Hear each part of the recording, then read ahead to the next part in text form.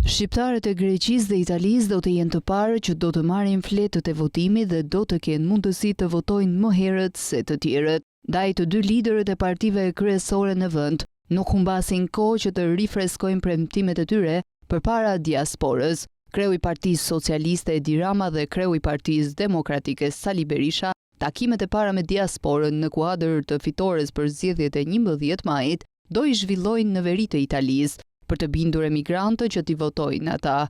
Të dy do të vendosen në veri, rreth 100 km larg njëri tjetrit, një distancë që mund të arrihet për 1 orë me makinë. Kryesocialisti ashtu edhe kryedemokrati i kanë mitingjet shumë afër.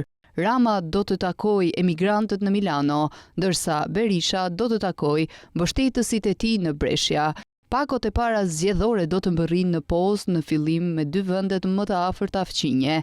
Praktikisht, votat e hershme të diasporës për herë të parë voton përmes postës. Do të plotësohen nga 15 prilli deri në 5 maj. Në Itali janë regjistruar afërsisht 90.000 votues nga jashtë, ndërsa numri total i personave që do ju dërgohet fleta e votimit në emigracion është 245.953 persona.